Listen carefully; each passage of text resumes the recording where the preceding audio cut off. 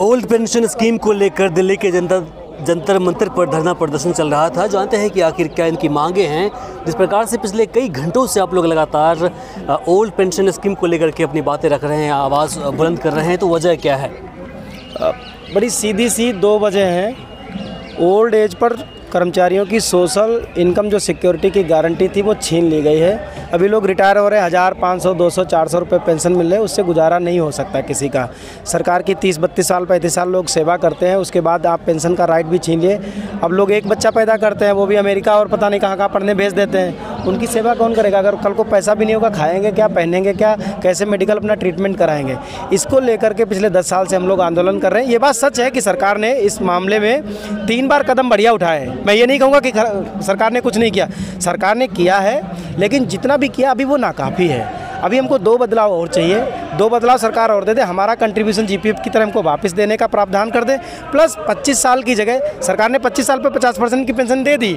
हम कह रहे 25 साल को घटा करके 20 साल कर दो, हमारा पूरा मुद्दा सॉर्ट आउट हो जाएगा, आंदोलन खत्म हो जाएगा। सरकार के पास पैसे कहाँ से हैं? पैसा तो जितना भी डिपार्टमेंट है अधिकतर को तो प्राइवेटाइज कर रहे हैं, उनके पास पैसे नहीं है। अरे भैया, ये पढ़े लिखे लोगों का आंदोलन है, ये कर्मचारियों का आंदोलन है। यही लोग बिल बनाते हैं, यही लोग भारत का जो है सारा मैनेजमेंट करते हैं, सरकार को चलाने वाले यही लोग हैं। और सरकार के पास अगर पैसा नहीं तो फिर ये फर्जी खबरें फैला रहे हो क्या कि मतलब भारत दुनिया की तीसरी सबसे बड़ी अर्थव्यवस्था बन गई? फिर या तो वो झूठ है या फिर ये झूठ है, 2 में से एक तो झूठ है।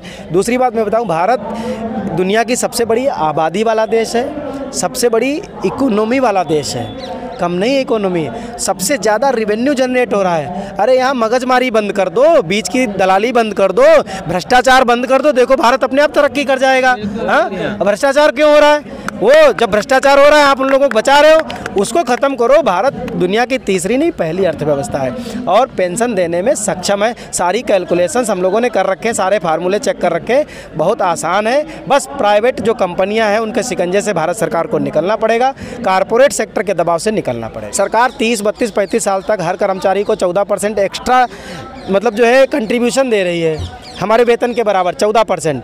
हम कह रहे हैं वो पैसा अपना रिटायरमेंट पे 1 करोड़ हो जाए, 2 करोड़ हो जाए, 3 करोड़ हो जाए, ले जाओ वापस। हमें नहीं चाहिए तुम्हारा पैसा, हमें चांद पे प्लाट नहीं बनाना है।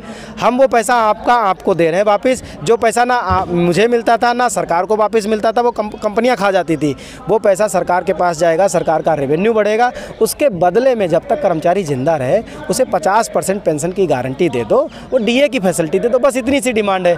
लेकिन कर्मचारियों का पेट काट के कंपनियों का पेट भरना, ये कहाँ का इंसाफ है? हम उसके खिलाफ हैं। आपकी कोई पहली मांगे नहीं है, सालों से आप लोग मांगे उठाते आ रहे हैं, लेकिन आपकी बातें कहीं न कहीं रुक जाती है, तो कहाँ रुकती है बातें? कौन नहीं सुन रहा? देखिए, पहली बात तो हम लोग मांग उठाते हैं। अगर सरकार को हमारी मांग नाजायज़ लगती तो सरकार 3-3, 4-4 बदलाव क्यों की? इसका मतलब है कि उसकी हमारी जो मांग है वो जायज़ है, वो मानती है कि प्रॉब्लम है। इसीलिए उसने सबसे पहले 1 अप्रैल 2019 को अपना कंट्रीब्यूशन 40% बढ़ा दिया। जहां उसे 100 रुपये देने पड़ रहे थे वहां उसने उसको 140 कर दिया, क्योंकि 10 से बढ़ा करके कंट्रीब्यूशन कितना कर दिया? 14%। तो देखा जाए तो फंड तो 40% बढ़ाया ना। 40% फंड बढ़ाना कोई हंसी मजाक है? 3% डीए देने में मतलब जो है सरकार कहती है हम पे कितना बर्डन पड़ रहा है, कितना बर्डन, फिर आपने 40% कंट्रीब्यूशन क्यों बढ़ा दिया भाई? सवाल है। दूसरी बात, 30 मार्च 2021 को आपने डेथ और डिसेबिलिटी के केस में ओपीएस का विकल्प दे दिया ना, दिया हुआ है विकल्प आपने। आप एक बात बताओ, कोई आदमी 30 साल, मान लो कल रिटायरमेंट होने वाला है किसी आदमी का, 32 साल की नौकरी करके वो कल रिटायर होगा, अगर वो आज मर गया, आज डिसेबल हो गया, तो उसके परिवार को ओपीएस मिलेगी, उसका वाला पैसा भी मिलेगा, सरकार अपना पैसा वापस ले जाएगी। लेकिन वही 1 दिन नौकरी पूरी करके अगर रिटायर हो रहा है तो सरकार को देने में दिक्कत है। क्या दिक्कत है? आप सोचो, अगर कोई आदमी 10 साल की नौकरी पूरी करके केवल 10 साल में या 5 साल में या 4 साल में मर जाए तो उसके परिवार को ओपीएस भी मिलेगी और उसका जितना पैसा कटा था वो भी मिल जाएगा। कोई आदमी 35 और 40 साल नौकरी कर रहा है, उसको नहीं दे रहे हो, ये कौन सा लॉजिक है भाई? नेताओं को 5 साल में मिल जाए, 3 साल में दे रहे हो, 2 साल में दे रहे हो, 1 साल में दे रहे हो, और 32 साल की नौकरी पूरी करके इतनी बड़ी सेवा भी कर रहा है देश का, तब नहीं दे रहे हो। कितना गलत है, कितना अतार्किक है बताइए।